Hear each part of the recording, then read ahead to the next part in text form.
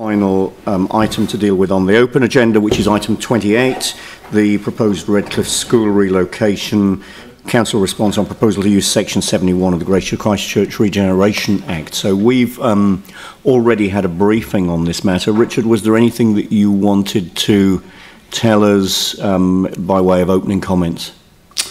No further matters than were traversed at the briefing, Mr. Chair, other than what you have in front of you as a draft response on a draft proposal by Regenerate Christchurch on behalf of the Ministry of Education, essentially to use a section of the Greater Christchurch Regeneration Act to really, I guess, give effect to the land swap proposal that Council earlier agreed to relocate the Redcliffs School from the existing site to the Redcliffs Park and to rezone the existing Redcliffs School to open space so that can be used for a park itself. The key issues are well traversed both in the report and in the draft feedback, and we've briefed you on those, and they really, to our minds, relate to the flooding issue, the flood management area and the high flood hazard management area which sits over the site, transport, and I guess what could be broadly termed as the amenity concerns around light spill and noise. So when does this letter need to be, or when does this response need to be lodged with Regenerate Christchurch? So the response needs to be lodged by the 21st of November, and this was the last council meeting prior to that date. Okay, that's great. Let's move into questions then. Sarah. Thank you. And so what's the time frame from there for the 71 process? So in terms of section 71, we provide our comments to Regenerate Christchurch. They will then either modify the proposal, as will the other strategic partners. They will then modify the proposal as they see fit, based on the feedback that they receive. They will then provide that to the Minister, the revised section 71. The Minister will then decide whether to proceed within 30 working days in terms of notification, having particular regard to the views of the strategic partners, such as ourselves. If the Minister does decide to proceed with the proposal, then she must publish a public notice. That would probably be for 20 working days at a minimum. And then once that public comment has been received, the Minister has another 30 working days within which to make her decision. So I think the broad time frame would probably kick into around the middle of next year. Yes, it's unlikely that it will be notified this year. Right. So there's because of the hazards in the area, and while the Ministry of Education were very clear through the land swap process that they had done their due diligence and that they thought the site was eminently suitable for a school, should the section 71 proposal go through its process and then actually people decide it's not a suitable site for a school, that leaves the school itself in a very precarious position. The Ministry were really clear early on that they wouldn't dispose of the old school until things have been finalised, and yet I know that they're planning demolition sort of early in next year. So what I'd really like for us to do is actually, as part of this, request that the demolition on site doesn't proceed until we have final confirmation that indeed a new school will be built on the new site, because that will then leave the community with more certainty should things, more options should things not go as planned.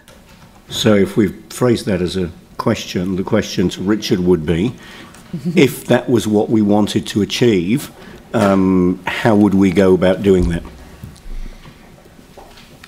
We had this informal conversation the other day, and it was noted, but I think that we would, Is that something that's appropriate to put in this response, or would we deal with it in a different way? Not in the response to Regenerate, but I think as an additional, we could request the Ministry of Education. Well, the response does seek to both designate the existing Redcliffs Park site for educational purposes, as well as change the zoning of the existing Redcliffs school site to open space purposes.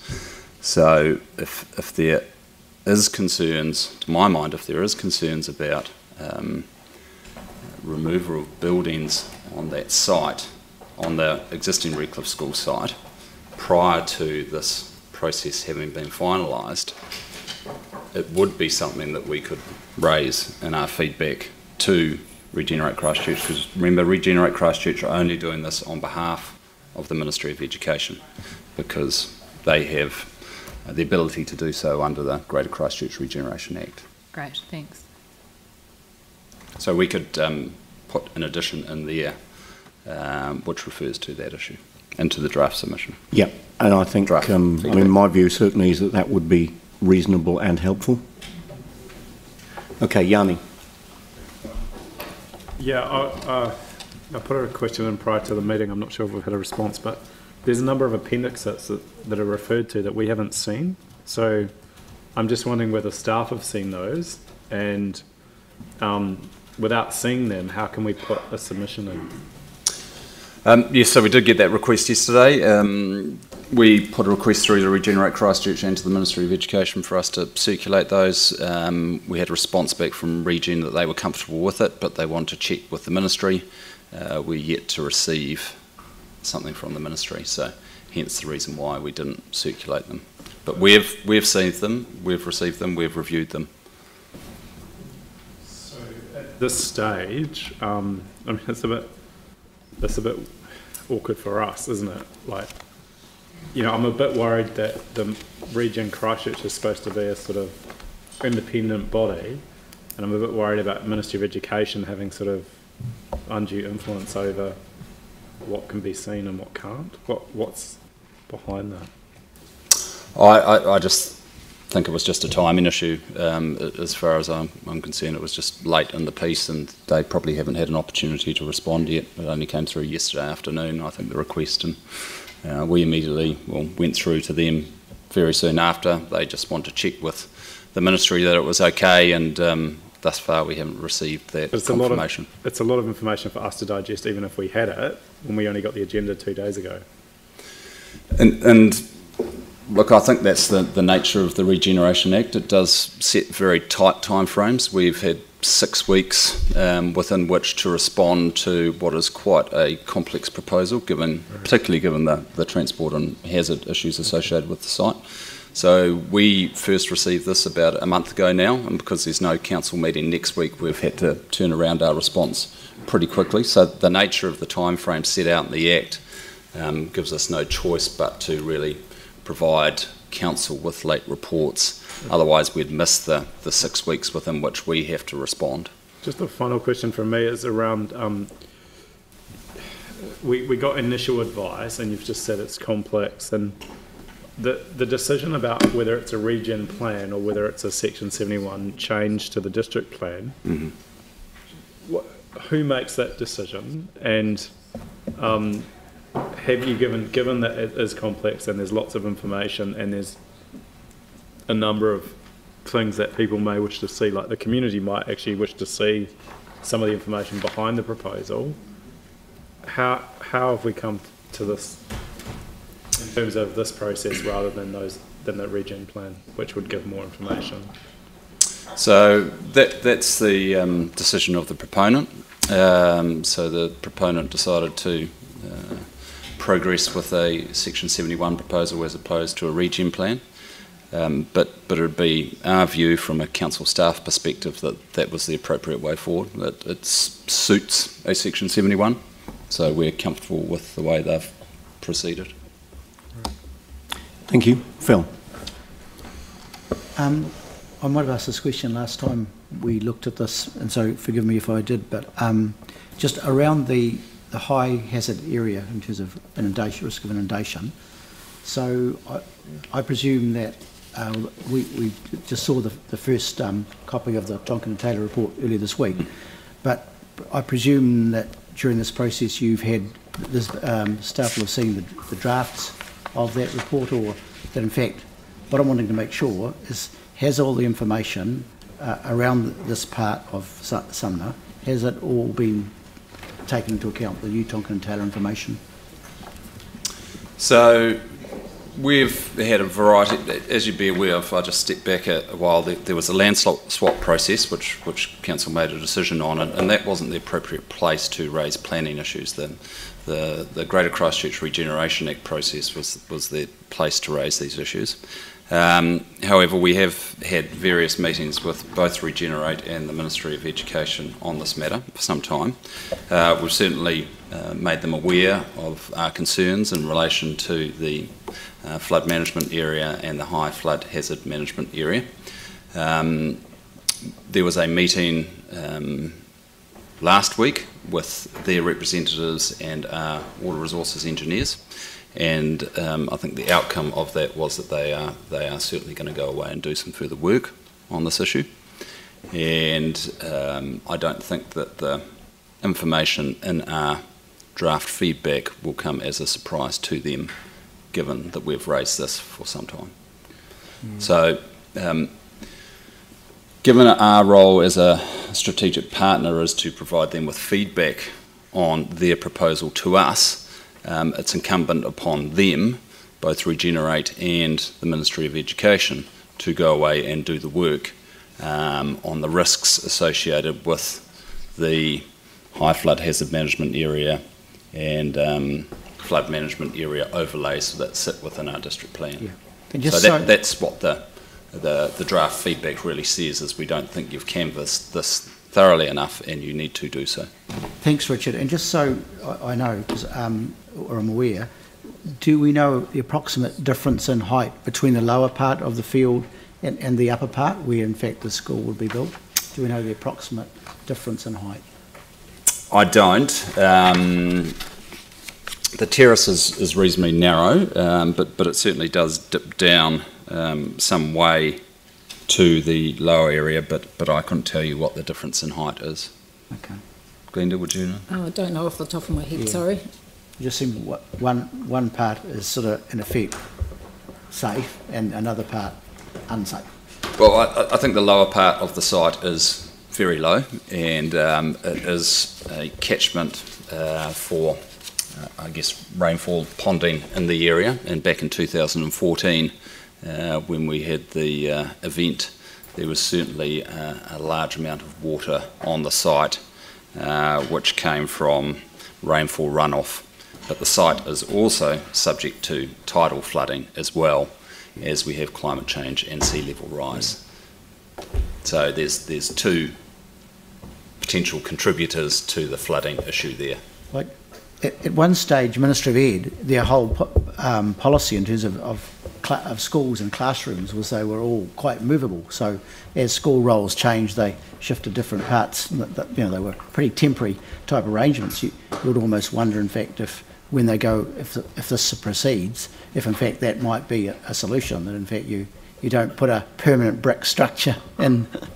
Then where would they go to? Back to the old site? So just thinking of where we're at in this process, Phil, is there something that you would want added into this response which isn't there to reflect the concerns that you've expressed through the questions? Well, I just wonder if we should also note those concerns which staff have raised, or is that already included in what we're saying? Is it in the recommendation? Oh, the staff have been, I'm sure, but I just wondered I just want to check the recommendations if we are including that we note. So, well, in page 5 of the letter to Regenerate Christchurch, there are a number of comments about the flooding and the distance from mean high water springs and the propensity for flood and so on. The issues that you've raised, essentially. Well, it's just a matter of whether the staff too are happy that that is included in the letter, or whether in fact we also note it in our recommendations. So it's absolutely crystal clear, rather than being, further down in a report. Well, we're part of a process at the moment which is to provide a response to Regenerate Christchurch on the proposal. So anything that we want Regenerate Christchurch to know should be in that response. There are some comments in the response about flooding, The question really is, are we comfortable with the way that the concerns about flooding have been expressed in the response, or do we want to strengthen that? Us passing what's essentially an internal resolution without changing the content of the letter isn't going to, of itself, change what we are communicating to Regenerate Christchurch. If there are things that we want noted that aren't already in the response, then we should be adding them. If we're happy with what's in the response, then we've done the job that we need to do. Well, on reading it, my impression was that the staff had written it very clearly, and I guess though, as lay people, if you like, and not sort of part of the organisation, I would have worded it more strongly, but it's just perhaps a matter of, I don't want it to become a matter of semantics. Yeah. I mean, this is just our initial feedback as well. It's not our formal feedback as a council on the actual proposal. This is just feedback on the draft. So if it's not strong enough when it comes on the actual proposal, maybe that's the point that we make it firmer. So if we frame this as a question to staff, given, Richard, what you've heard from Phil, is there the potential to strengthen our response, or do you believe that the response covers those items that Phil has raised? Are they covered in the response? There's always the potential to strengthen it, but I'd suggest the place to do that would be in the draft feedback itself. So if you're uncomfortable with the wording, we can add wording or take it out. I wouldn't recommend to you that an additional resolution is placed in the report. Yeah, indeed. Yeah, That's indeed. fine. You're comfortable with that? Thanks, Richard. All right, great. Are there any further questions? All right, so could I have a mover for the recommendations that are in front of us? Sarah, seconded Mike. And is there any debate? All right, so I'll put the motion. All those in favour? Aye. Against? That's carried.